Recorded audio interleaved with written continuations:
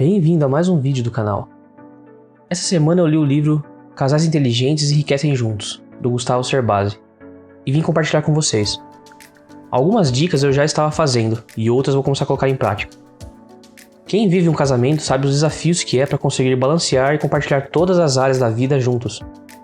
Ainda mais hoje, com a mentalidade de competição entre homens e mulheres, fez com que as estruturas dos relacionamentos mudassem para ser mais fluidas e, consequentemente, mais instáveis. O dinheiro é um dos principais motivos de brigas entre casais. A falta de grana, em muitos casos, gera até mesmo divórcio. A raiz dessas desavenças familiares está principalmente na falta de planejamento financeiro, o que pode até transformar o parceiro em um empecilho para as conquistas do cônjuge. Outra causa significativa é o fato do casal apenas conversar sobre dinheiro quando o conflito já tomou conta da situação. O primeiro passo para o casal é reconhecer o perfil de cada um para saber de forma clara as limitações e tendências que precisam ser mudadas. Antes de continuar, já deixe seu like no vídeo e se inscreva no canal. Ative o sininho de notificações para ser avisado quando eu postar mais conteúdos. Cerbasi afirma que existem 5 perfis financeiros. Primeiro, os poupadores. Eles sabem que é importante guardar e por isso não se importam nem um pouco em restringir ao máximo os gastos, para poupar o que for possível e conquistar a independência com muito dinheiro. Nem sempre suas intenções são compreendidas. Frequentemente recebem críticas por serem mesquinhos ou avarentos, verdadeiros tios patinhas. Os pontos fortes: disciplina e capacidade de economizar. Os pontos fracos: conformismo com um padrão de vida simples, restrições às novas experiências. O segundo perfil são os gastadores. Para esses, a vida é medida pela largura e não pelo comprimento. É importante viver bem hoje, pois o amanhã pode não existir. Gastam toda a renda, às vezes um pouco mais, gostam de ostentar, destacam-se pelas roupas caras, não se sentem incomodados em encarar um financiamento se o objetivo é ser feliz. A poupança acumulada, quando existe, é só para a próxima viagem. Pontos fortes: hábitos poucos rotineiros, abertura a novas tendências e muitos hobbies. Pontos fracos: insegurança em relação ao futuro, dependência extrema da estabilidade de emprego, aversão a controle e orçamentos. O terceiro perfil é o descontrolado. Não sabem quanto dinheiro entra, nem percebem quanto dinheiro sai. A cada mês parece que o dinheiro dura menos.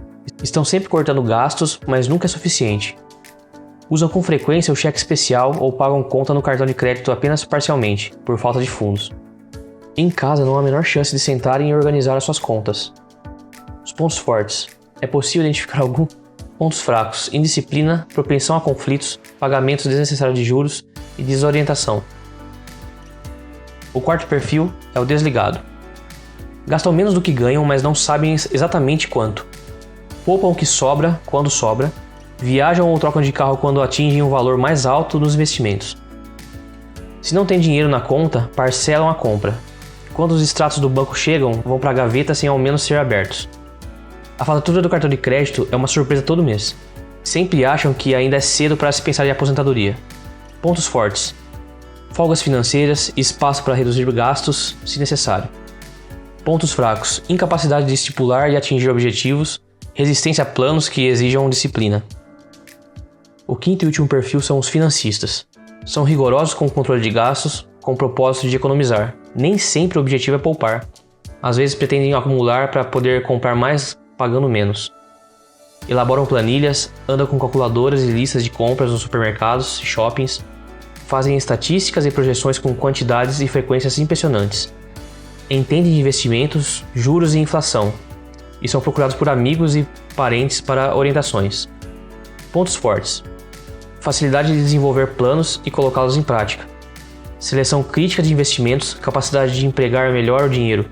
Pontos fracos: em geral são boicotados pela família, que não se conformam com tantas minúcias. Se não souberem se fazer entender, tornam-se uns chatos.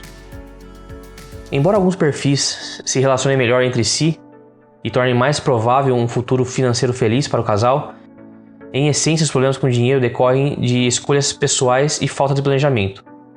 A galera deixa de fazer esses benditos planejamentos porque deixam a vida pessoal em segundo plano, privilegiando o trabalho. Tem aquele pensamento safado de começo de mês: eu trabalhei o mês inteiro e mereço comprar isso.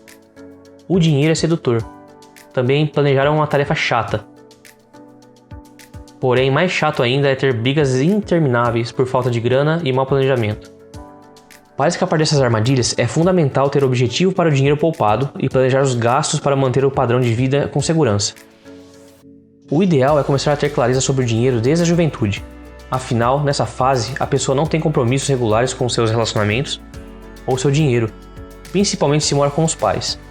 Se esse for o seu caso, maravilha, você pode poupar no mínimo 10% da sua renda mensal e começar a estudar investimentos. Se você aprender a se organizar financeiramente ainda jovem, fica mais fácil lidar com o dinheiro na sua fase adulta, conciliando as respectivas estratégias de cada um do casal. Uma estratégia que sempre é muito bem-vinda é diversificar seus investimentos. Quem acompanhou o caso das lojas americanas essa semana sabe do que estou falando. Se você tivesse investido todo o seu capital lá, você estaria lascado agora. Outra coisa é não ficar gastando fortunas com presentes. Antes do Natal, já vai e compra um presente, deixa escondido. Melhor do que comprar na semana do Natal e ver o item se valorizar 3 vezes mais.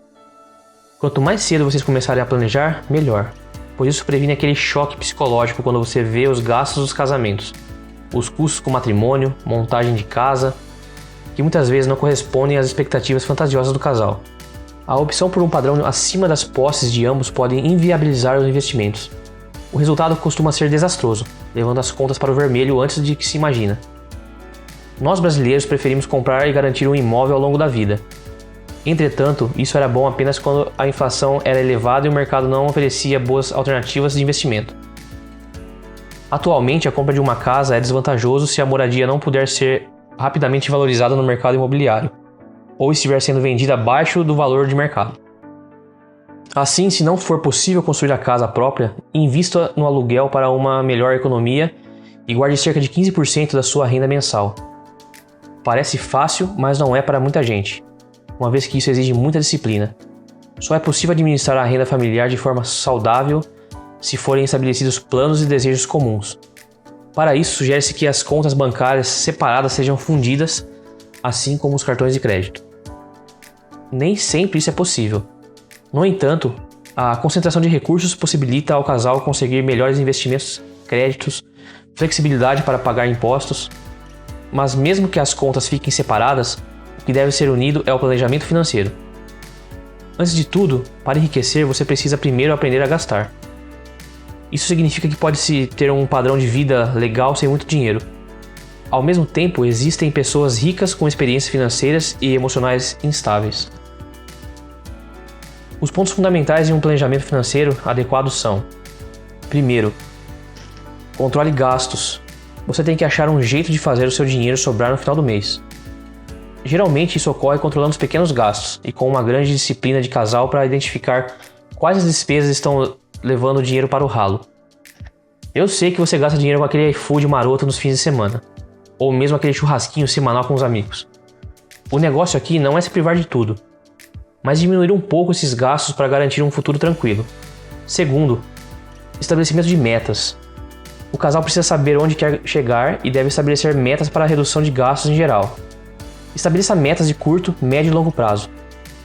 Se a casa é um sonho do casal, direcione parte das economias mensais para isso em bons investimentos. Se a médio prazo é viajar, separe uma quantia com bastante antecedência para isso, estipulando meses e quantidades a ser poupadas.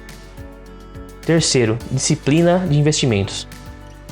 A dica aqui é focar nos investimentos para garantir o crescimento do patrimônio. Se o aluguel aumentar, por exemplo, deve-se economizar até poder equilibrar o orçamento, não deixando de priorizar aquilo que garantirá uma velhice tranquila. Hoje tem canais bons que ensinam a investir. Os investimentos também são bem mais facilitados e menos burocráticos que no passado. Tem bons canais no YouTube ensinando algumas estratégias e métodos de investimento. Quarto, ajustes periódicos relacionados à renda. É possível não apenas cuidar de grandes metas, mas de metas intermediárias, como a compra de um carro. O método útil para desenvolver essa disciplina é colocar as metas em uma planilha de Excel, ou mesmo escrevendo no papel, datar e assinar as metas decididas, colocando em um local onde é possível vê-las diariamente. Quando surgirem aquelas tentações inevitáveis, será possível ter motivação a continuar com os objetivos.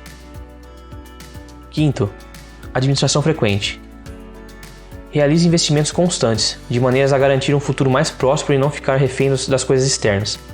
Lembre-se que você mora no Brasil. A fórmula aqui é simples e direta. Após gastar menos do que ganha, você deve investir a diferença sucessivas vezes até atingir a massa crítica de capital desejado. Depois é possível se limitar aos ajustes e administração do patrimônio.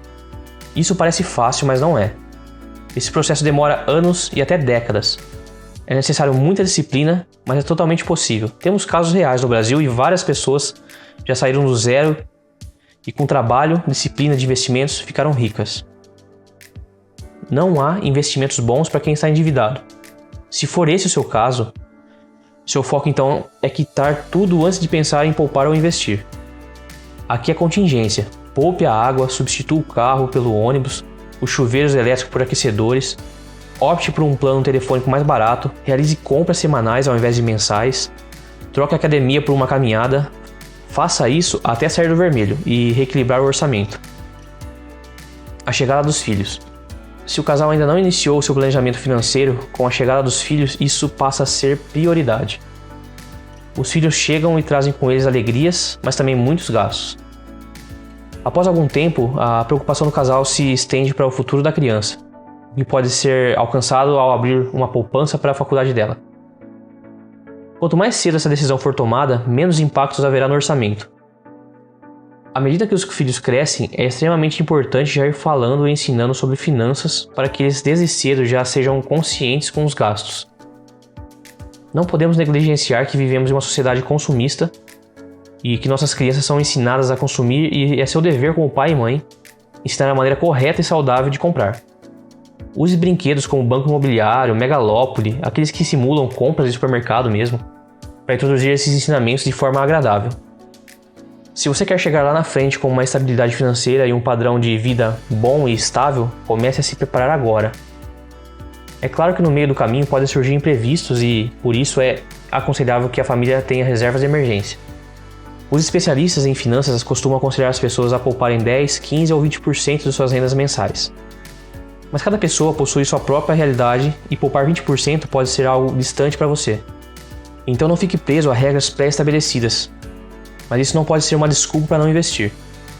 À medida que você for organizando os gastos, aí sim estipule as metas de 10, 15 ou 20%.